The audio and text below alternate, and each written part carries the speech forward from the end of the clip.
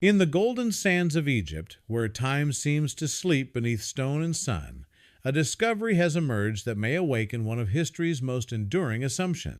For centuries, we believed the story of global exploration began in 1492, when Christopher Columbus crossed the Atlantic. But now, two astonishing artifacts each, thousands of years older than Columbus's voyage, suggest a much older chapter in humanity's contact with the world. Buried deep within an ancient Egyptian tomb, archaeologists have uncovered a 5,000-year-old map. At first glance, it seemed decorative, but as scholars studied the brittle parchment, they were stunned. The geographic outlines bore uncanny resemblance to North and South America, their coastlines sketched with a precision that should not have been possible in an age before compasses, sextants, or transatlantic voyages.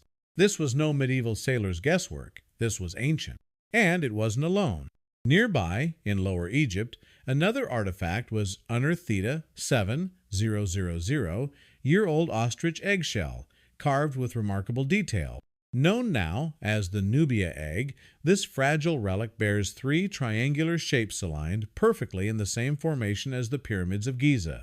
A serpent-like engraving, widely interpreted as the Nile, weaves between the symbols. But herein lies the paradox. The pyramids, according to mainstream Egyptology, were constructed more than 2,000 years later.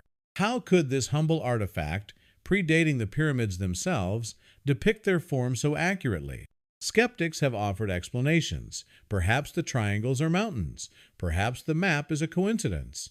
But more and more scholars are beginning to whisper what once would have been unthinkable, that history has been told too simply. If the map truly shows the Americas, and the egg reflects knowledge of the Giza Plateau long before its construction, then we are left with deeply unsettling questions.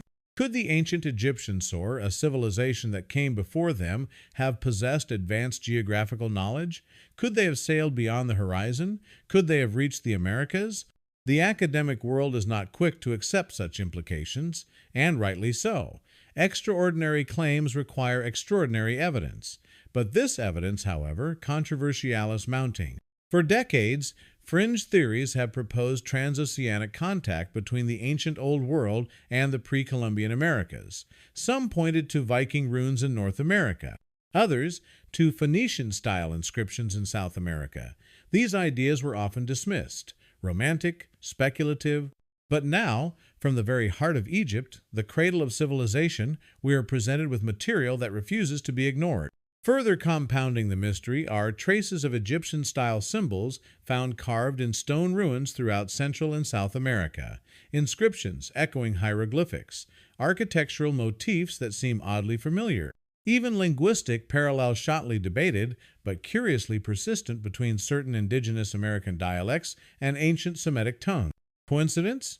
Imaginative interpretations? Or evidence of forgotten contact? What these discoveries demand is not immediate belief, but open-minded inquiry.